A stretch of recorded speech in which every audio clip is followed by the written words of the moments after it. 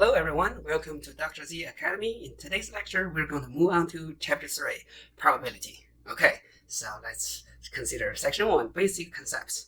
Now the first concept we want to study is called a random experiment. So what is a random experiment, right? So a random experiment is a process or procedure whose outcome cannot be predicted with absolute certainty. Okay, so in other words, right, it is a process or procedure that has more than one possible outcomes. That is called a random experiment. Now, because a random experiment has more than one possible outcomes, so we say the set of all possible outcomes, right? So it's called the sample space. We use the letter capital S to represent the sample space, right? Use the capital letter S, right? It's a sample space. All right, so that's the concept of a random experiment. Okay, so now let's consider some examples. Okay, so determine if the following experiments are random experiments, right? If yes, what is the sample space? If not, explain why. Okay, so now consider A, roll of regular die and record the number that shows on the top face. Right, so it is a random experiment. Now you're going to ask, right? So can you predict the outcome with absolute certainty?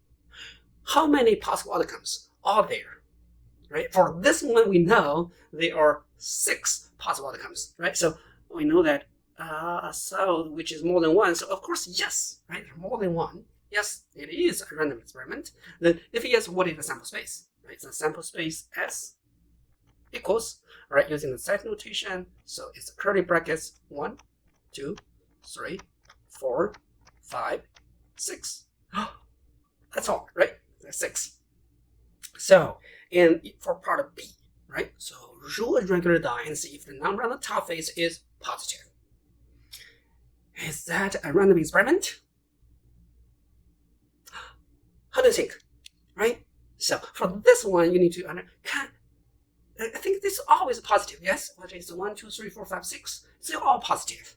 So, seems like this answer to this question is going to be always what? Positive. I can say that with absolute certainty. Yes? And only one possible outcome. That's positive. Right? So, therefore, what for this one by definition is no, right? It is not a random experiment. We are absolutely certain. So, because what? There's only one possible outcome. Okay, so now consider part C, right? So examine how many car accidents will happen in New York in the next month. Oh, how many? Yeah, so is this a random experiment? I think that's a yes, right? So it can be many possible outcomes, right? A lot. Yes, so definitely more than one. Yes, definitely more than one. Then, yes, I think that's no doubt. All right, so yes, it is a random experiment, but what is the sample space, right? So we need to figure out what is the sample space. So here we're talking about theoretically possible outcomes, all right? So what about, is that possible to be 0? There's no car accidents in New York? Theoretically, yes, even though the chances are very, very, very small, but it is possible. Yes, so it can be 0, can be 1, just 1. Yes, I would say, right? 2, sorry, right? So now the sample space for this one is actually what? All non-negative integers, because it is a count. All right, so that's the sample space for this one. Okay, so notation, right? So be careful, notation. So part D, record the time to complete the exam with a maximum time limit of 60 minutes. All right, 60 minutes. So for this one, how many possible outcomes, right? So there are many, many possible outcomes. Of course, yes, right? So I would say now definitely more than one. So yes, it is a random experiment. But what is the sample space, right? So the sample space is going to be what? Now, I think anything less than 60 minutes, right? So is that going to be positive? Is that 0 is included or not, right? So I would say as for whether 0 is included or not, it's just a matter of communication and interpretation, right? So let's say that it's not included, right? It's going to be always greater than 0, okay? So that's going to be any value between in the interval from 0 to 60. Now 60 here can be included, okay? Now this is definitely a valid notation for this sample space because it's a set. It is an interval. Interval is a set. Now another way to write this one is, right? You can also write this one as x, right? So for all those x values, x is greater than 0, but less or equal than 60. Okay, so this is going to be the sample space. All right, so that's very good.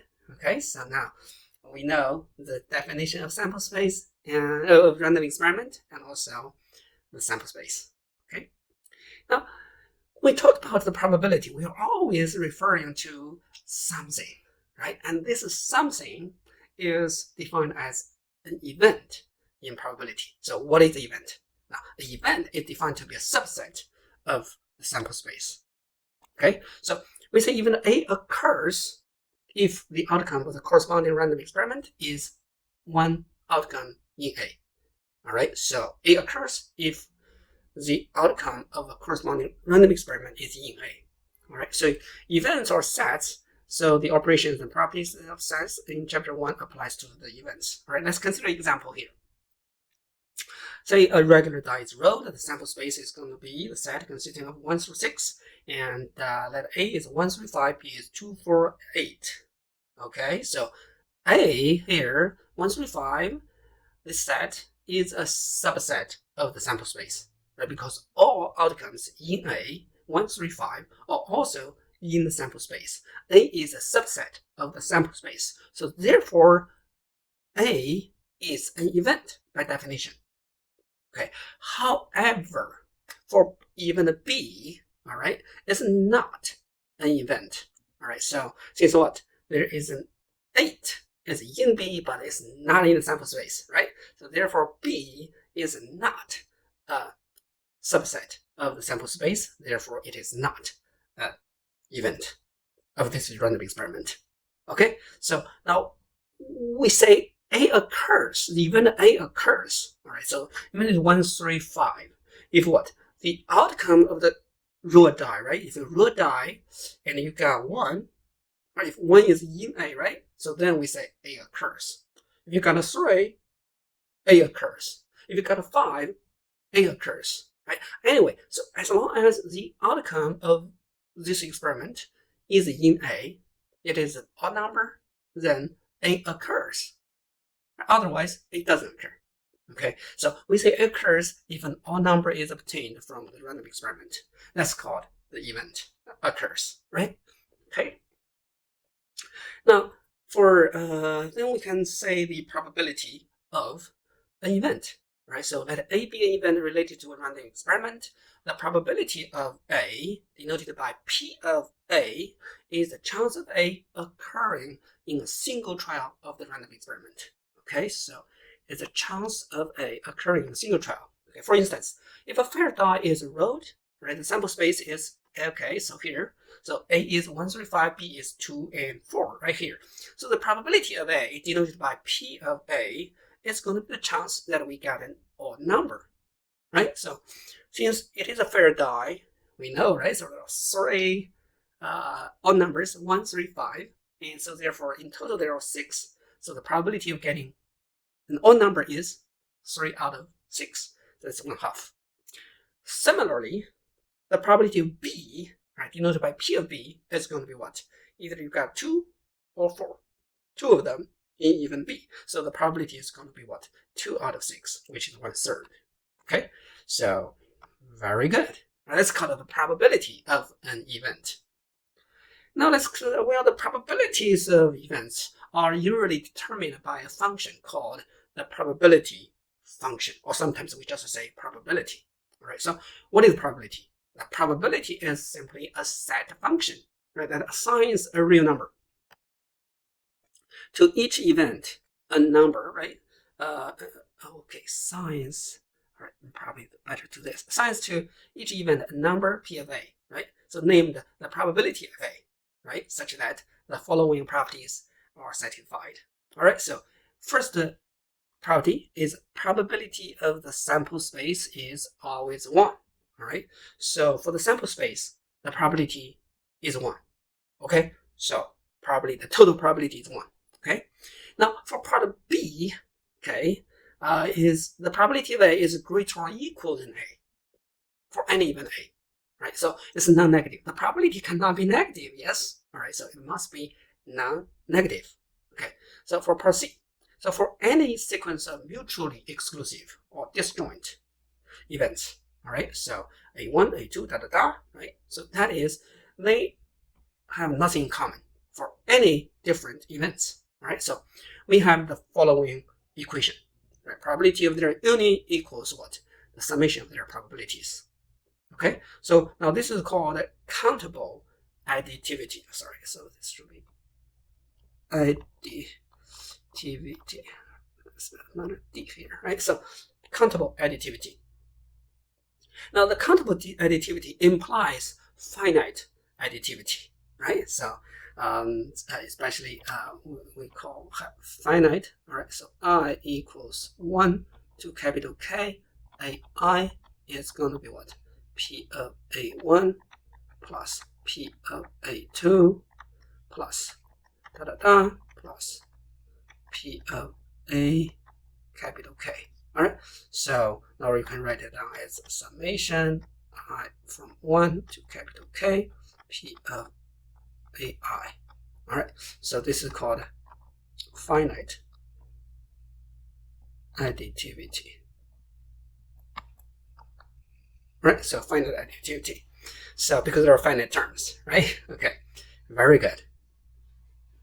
Now consider this example, right? So say that a coin is tossed 3 times, right? And the sequence of heads and tails is recorded, is observed.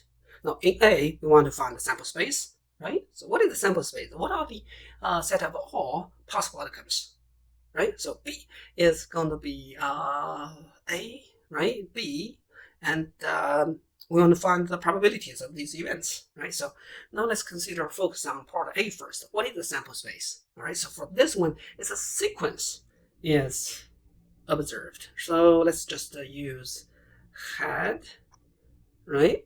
H for head, T is tail. All right, so now I want to say say that a head means what? They are all head, right? The first, and second, and third, they all head. Okay, so this is going to be a sequence, is the outcome. Then we will say, okay, so the sample space should be a set. How many possible outcomes are there, right? You got to figure out that one, right? So you want to list all possible outcomes. So how many are there? So using, for each toss of the coin, there are 2 possible outcomes, right? So, but you toss 3 times. So by the fundamental counting principle, that's going to be 2 times 2, and then times 2. That's what? 8, right? That's 8 possible outcomes. Okay, so now let's see if we can have all these 8 possible outcomes here. So let's do this one: head, tail, tail, tail. All right, then tail, head, tail, tail,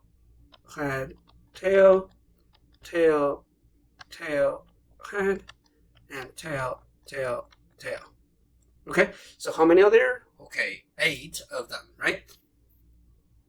Now, all right, let's go to B. A is the event tail on the second toss. Tail on the second. All right, so we say that A is going to be what? Tail on the second, head, tail, head, tail, head, tail. All right, that's our A. Now what about B? All right, B is 2 tails, 1 head. 2 tails. Okay, so that's gonna be head, tail, head, tail, head. All right, so that's gonna be the events, right? A and B. Okay, now let's go to find P of A. So what is P of A then? Right, so with A is this one, there are 4 possible outcomes in A. So P in total there are 8. right? Each of them is 1 over 8. So the probability of A is going to be 4 out of 8. That's 1 over 2. Similarly, P of B equals 3 outcomes in B. So it's 3 out of 8. Now, what about the probability of A intersect B? All right, so you need to figure out what is the intersection, right? So in A and B, the common values of A and the common possible outcomes in A and B. So I think head, tail, tail. Yes, head, tail, tail is one of them. Tail, tail, head, tail, tail, head, tail, tail, head. I think that's it, right? So that's 2 out of 8, which is 1/4. Okay, so we found the probability of the intersection, and then we want to find the probability of the union. All right, so P of A union B equals, so what is in their union, right? So let's consider that. So it's going to be head, tail, head, head, tail, tail, tail, tail, head, tail, tail, tail. That's all the outcomes in A, and also those in B but not in A. All right, head, tail, tail, tail. Okay, tail, head, tail. I think that's it. All right, so how many are there? 5. So the probability is 5 out of 8. Okay, now finally, so probability of A complement intersect B. That's the event that is in all the outcomes in B but not in A. All right, so in B but not in A. So I think it's just one of them. All right, so that's going to be what? 1 over 8. All right, see, we got all the probabilities, right? So that's it. Okay. Now let's consider this special case. All right, so equally likely outcomes. All right, so let S is S1 through Sm be the sample space of a random experiment. If each outcome in the sample space have the same probability of occurring, we say the M outcomes are equally likely, right? They're equally likely with what?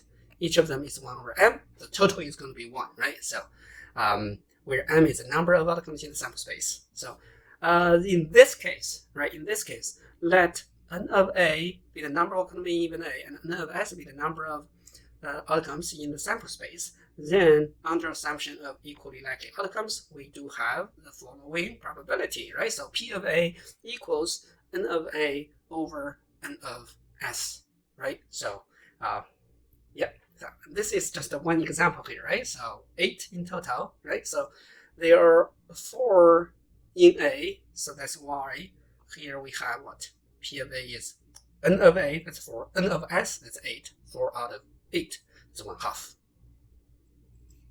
All right, so this is equally likely outcomes, right? So now let's consider this example. A hand of 5 cards is dealt randomly from a standard deck of playing cards. All right, so we want to find the probability that it is a flush, 5 cards of the same suit. B, the probability that it is a full house. Right, 3 of one kind and 2 of another kind. Okay, so let's see how we can solve this one. So it is a flush. Now, for this one, we want to see, okay, so a hand of 5 cards, right? So due to randomly means what? They are all equally. All the 5 card hands are equal, right? So now the question is, how many possible hands, 5 card hands, right, are there, right? So you need to figure out that one because that's going to be the sample space, right? So sample space is all 5 card hands, okay? So A, right, S is the sample space consisting of all 5 card hands. Okay, so now how many possible outcomes are there? So, right, so n to the 5, order doesn't matter, right? Order doesn't matter. Hence, n of S equals, right, 52 choose 5. All right, so that's the number of possible outcomes in the sample space. Now, in order to find the probability that it's a flush, right, you need to know how many possible flushes are there, right? So now for part A, Now let A be the event that it is a flush. Then how many flushes are there, right? So we need to find n of A, right? N of A. So n of A is now is how many flush is 5 cards of the same suit, right? So there are 4 suits in club diamond. So four of them, right? Each is 13 cards. So that's gonna be 13 choose 5, and this is the number of flushes in each suit, and then you need to multiply by 4, right? 4 times that. That's going to be n of A. So therefore, due to they are equally likely, it's randomly selected, right? So therefore, P of A equals n of A over n of S equals what? 4, 13 choose 5 over 52 choose 5. Okay, so now let's just use the calculator to do this one, right? So in the 4 times parentheses 13 choose and prob choose 5. Okay, so I found this one is 5148, right? And then you want to have 52 prob choose 5. Okay, so this is a large number, so that's 2598960. Okay, so now it's 51 to 51. Okay, 5148 over 2598960. Okay, so you found this is okay. So 0.00198. Okay, something like this one. That's the probability of getting and flush, right? So, but very, very low, right? So now let's consider part B. Yes. All right, so now let's consider part B. So let B be the event that it is a full house.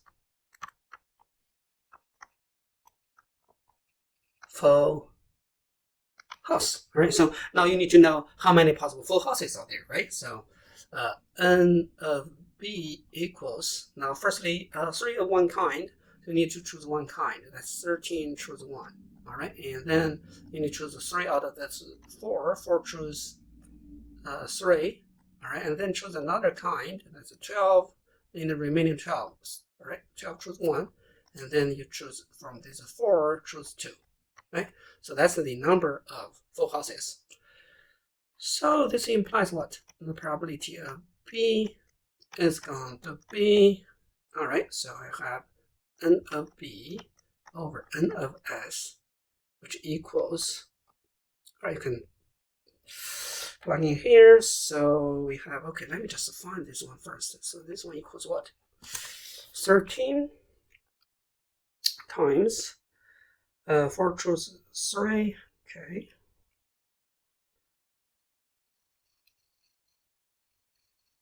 And times 12 times 4 choose 2.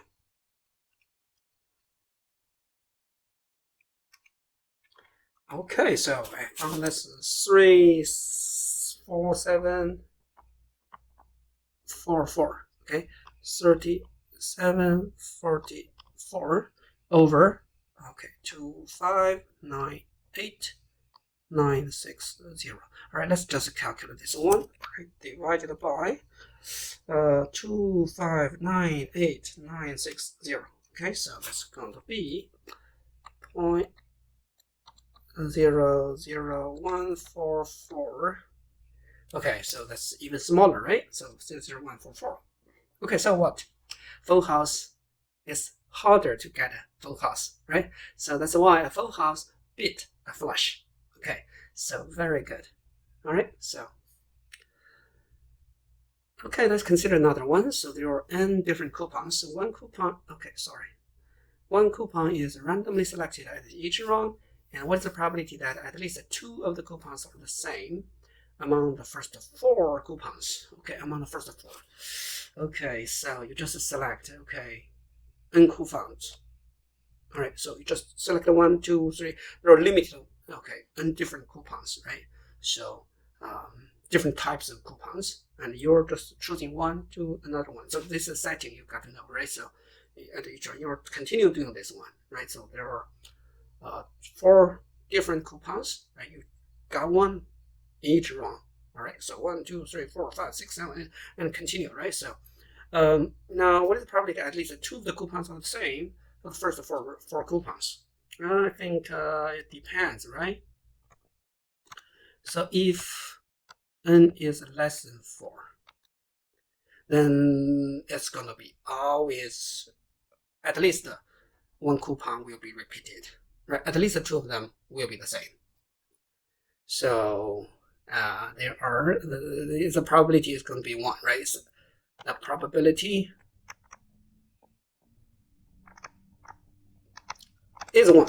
Okay, so it always happens, right? So you select one, select another, and you definitely need to select another one, right? So because there are just n different coupons, n is less than 4, right? So at least 2 of them will be the same, right? The probability is going to be 1. Now let's consider if in the case if n is greater or equal than 4. In this case, if n is greater or equal than 4, how many possible outcomes are there, right? So I think each selection for each of the 4, the first 4, we only focus on the first 4 coupons. For each of the selection, there are n possible outcomes. So n of the sample space is going to be, by the fundamental, is going to be n times n times n times n. So that's n to the power 4. Okay, so that's the number of possible outcomes that are in the sample space. All right, n to the power 4 different possible outcomes. And then how many cases that at least 2 of them are the same, right? So now let's just, that's not easy, right? But what we can do is, how many, all right, so let A be the event that the first 4 coupons are all distinct. They're all different, right? So in this case, it seems like you got to do the number of permutations, right? The number of permutations, right, of these n taken 4 at a time, right? So that's gonna be, they're all different, right? So n of A is gonna be what? NP4, right? So NP4. So then hence the probability that at least 2 are the same is what? It's going to be P1 minus P of A, right? So it's 1 minus P of A. But P are all different, right? At least 2 are the same. That means different from A, right? So 1 minus P of A. So that's 1 minus n of A is NP4 and n to the power 4. Okay, so that's it. That is going to be the probability that at least 2 of them are the same. Okay, so very good, right? So you see that you need to know how to count. Yes, you need to know how to count in order to find the probabilities. Very important. Okay, all right. So we're going to stop here, and so if you have watched it here, so please click the like button, and I really appreciate. Thank you very much. And if you think this video is helpful to your friends, please share this video to others. And until next time, have a good day. All right, I'll see you in the next one. Bye bye.